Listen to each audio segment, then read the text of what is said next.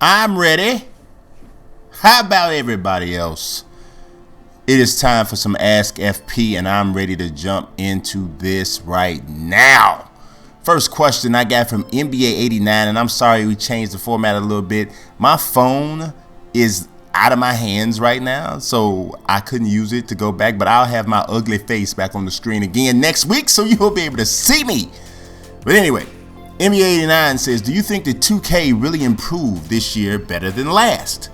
I really do. I mean, it's not anything that you can just immediately see at first glance. You gotta play the game. You gotta play this game. You have to play last year's game. From a gameplay standpoint, miles and miles better. And last year I liked the gameplay, but it definitely had some holes. This year, leaps and bounds better on the court. The freelance offense, just the way the teams go into their own individual offense is better. Defense is 20 times better. There's a couple little things that are better from a standpoint of the franchise modes and stuff, but I don't like the My Career as much. I know it changed in the second season, still don't like it as much though.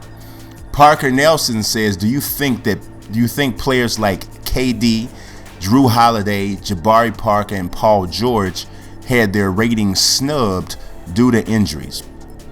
I really don't think so, to be honest, man.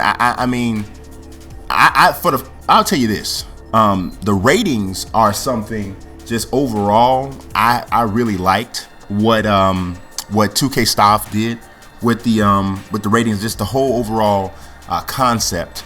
Starting everybody's based off Michael Jordan, the 95-96 version of Michael Jordan, whom is the only guy on the game getting 99 overall, and you kind of do a trickle down effect from there. So I dig that, right? I understand that. Now you might debate and say, well, is that the best version of Mike? That's debatable, but overall the concept is good, and I thought that those guys, even the injured guys, fell in line properly with where that was. So I didn't have a problem with it. David Prime. This was a subject that came up that I really was like, whoa, kind of took me aback. David Prime says, did the Stephen A. Smith response, I guess he's saying, to Kevin Durant, was that wrong or right? I really felt I didn't have a problem with Stephen A. Smith, and Stephen A. Smith, we're in the same business. He's obviously on a much higher level than me in this business, but I didn't have a problem with him responding. I may have had a problem with some of his choice of words and the direction he took the whole thing. He really sounded like he was giving a threat, more or less. You don't want to make an enemy out of me. I mean, that's gangster talk. You know what I mean? That's like, it's kind of rough. And I thought that was a bit much, to be honest. But I didn't have a problem with him defending himself, because I do think Kevin Durant has a problem understanding how this whole thing works. You play in the NBA, you're rich, you're famous, you're subject to criticism from people who do this as a profession. You can't take it personal and go all wild out like I've seen him do 2 or 3 times when he's gotten criticized. So I think they both have a issue in this situation. Jared Young says, who do you think will be the top 5 NBA players in MVP talks? I do think it's going to be LeBron. I think Steph will be back in the conversation. Again, I think John Wall is going to get some love, because I think Washington's going to be a pretty good team. I think James Harden is going to be in there, and I think Anthony Davis, because I think he'll help get the Pelicans into the playoffs, and I think from a statistical standpoint, he'll probably have the best season of anybody in the NBA. So, and then Simon Torrey Sutherland kind of gives me a little follow-up. It's a little bit different, so I decided I'd go ahead and keep this one in. Sometimes I delete some of the questions because, you guys might ask about the same type of thing or whatever. But he says, what do you think of Stephen A. Smith? I don't always agree with what he says, but I'll say this. Stephen A. Smith is someone who is a major inspiration to me for several reasons. First and foremost, there's not a lot of African Americans who do our job, who are journalists, period. So from that standpoint, he's an inspiration to me, because he's, a lot of times we need to see someone who we can relate to doing something before we realize that it's possible. And so for that reason, I definitely give him mad respect. Do I think he gets a little full of himself and starts smelling himself, so to speak? Sometimes, yes, I do think that. But at the same token, he has mastered the art of giving his opinion and making you care about it, which is his business. And this is the reason why he's who he is and why he's established what he's established. So I definitely respect him on that end as well. Simon Torvey Sunderland also says, I read an interesting comment about the Bulls trading, he's talking about Derrick Rose, and building around Jimmy Butler. Thoughts? There are very few players, teams, situations that I have a hard time separating myself from as a fan. But I have taken to Derrick Rose and his cause more so than probably just about any other athlete or group of athletes, maybe since the Fab Five and back in Michigan. I desperately want Derrick Rose to succeed, not just because he's a Bull, but because he's also from Chicago, grew up 10 minutes away from where I grew up. So I don't want Derrick Rose traded. I want the Bulls to succeed with Rose. I don't think Jimmy Butler's good enough to build around. I think Jimmy Butler's a very good player, but he's not what Derrick Rose was, and not what I'm sure if Derrick Rose can still be, if that makes any sense. So that's my take on that. Simon Torvey Sunderland also says, have you been surprised by Adrian Peterson's start of the season? If anything, I'm surprised it's not been even better. And I know he's among the top 2 or 3 players in the NFL in rushing yards per game. But I was totally prepared for him to come out like straight gangbusters, because football players, when they're motivated, doesn't matter why they're motivated. They could be dead wrong in their motivation. Like Greg Hardy. Greg Hardy is delusional and like really needs some serious help.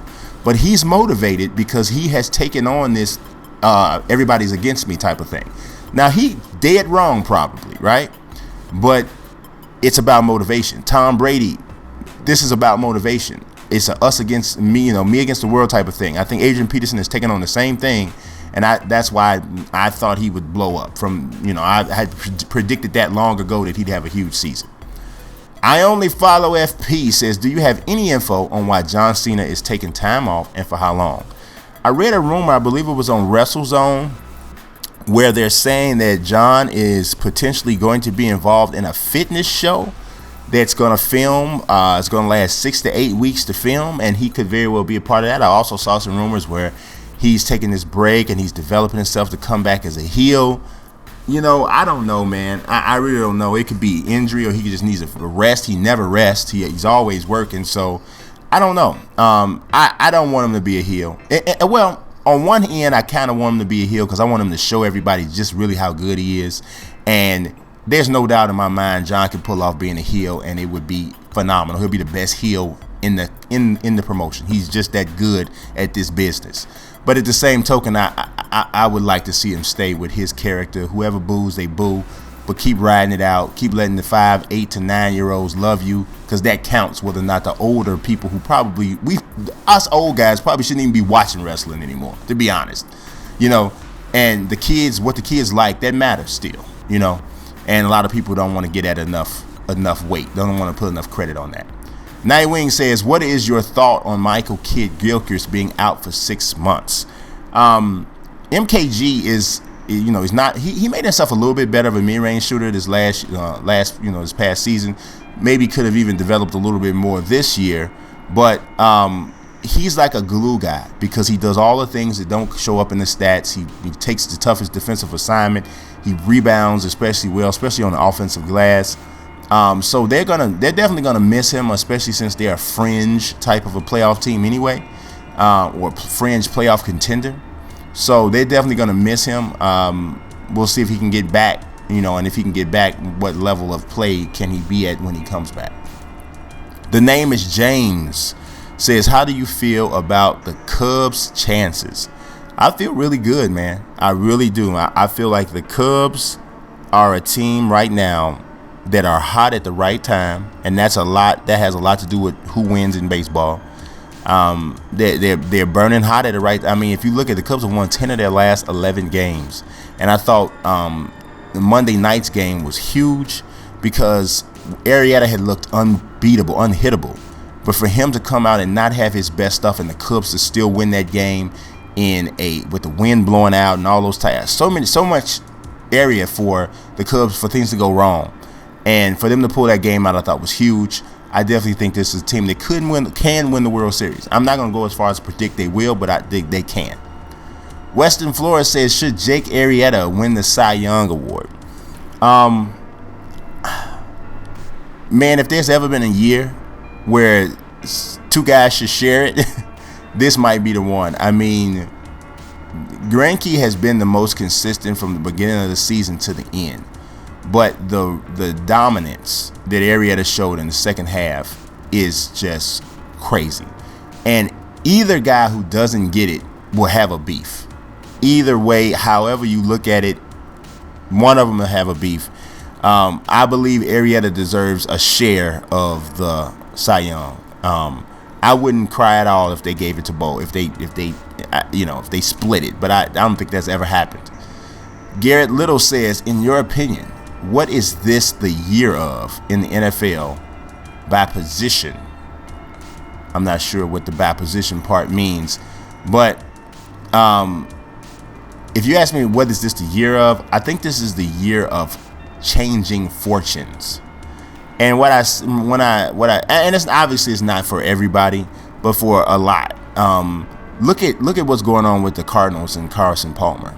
Now it's still early, but he's healthy. And the Cardinals look dominant. And it's clear he's the missing piece from their decent teams the last 2 years. If you look at Peyton Manning, he's struggling. Right now he has more interceptions than touchdowns. If that persists, this will be the first time that's happened since his rookie season. You got to look at Andy Dalton. Andy Dalton has long been known as the dude who folds in the clutch, blah, blah, blah, blah, blah. But look at what he's done for the Bengals, coming back from 17 down in the second half against a dominant defense like the Seattle Seahawks. I think this is the year of changing fortunes. Things are flipping upside down. Drew Brees isn't the same guy. Andrew Luck isn't looking the same. Cam Newton's the man that's undefeated. It's something. Matt Ryan too. Ruben Ayala says, if you're keeping up with the National League Division Series, which you probably are, yes I am, what are your thoughts on Utley's slide that took out Ruben Tejada? You know what? I really thought it was a baseball play. And I'm going to tell you something, man. In my opinion, baseball is the most overly sensitive, weird subculture of things. The stuff that people... I was listening to Mike and Chris Carter said something that I absolutely agree with. This whole notion of getting back at people for things is crazy, man. If I hit a home run and I stand at the plate and I posed and you're going to hit me in my back the next time up, you know what? You do that, we're going to fight until I win. Because in just common decency, every place you go, since when is it okay to hit somebody and they didn't hit you? When do you get a chance to physically harm a person and they didn't pose you any harm? Where's that acceptable? Baseball? It's crazy, and I know the Utley thing was a physical thing, but that just reminded me of that whole concept. Will Breedlove says, how come some college stars in basketball don't go high in the draft? There's some guys in college basketball who are college basketball players. They're very dependent upon a system. Adam Morris and Steve Alford are two guys. Henry Domer Kant are guys that just jump out at me immediately. These guys, a lot of people thought Doug McDermott might be that way. Another guy, TJ Warren, I think, to me, in my opinion, I think that's the type of player he is.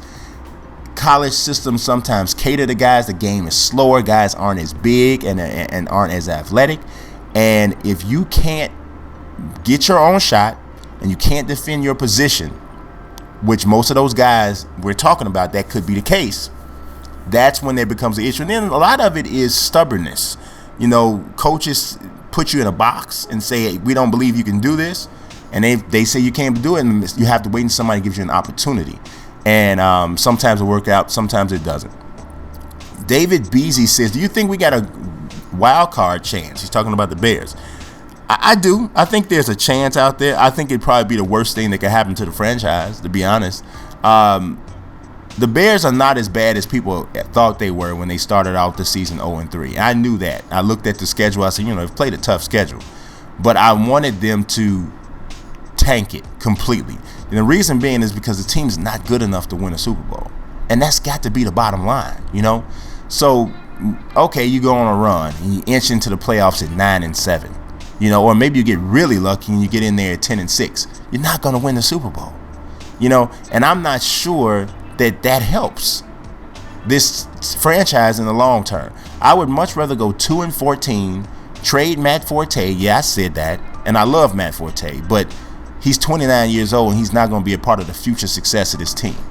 Trade Alshon Jeffrey. He's a free agent. Yes, he's really good, but sometimes you got to give up stuff to get stuff. And you stockpile draft picks and you make this team good moving forward as opposed to just okay right now.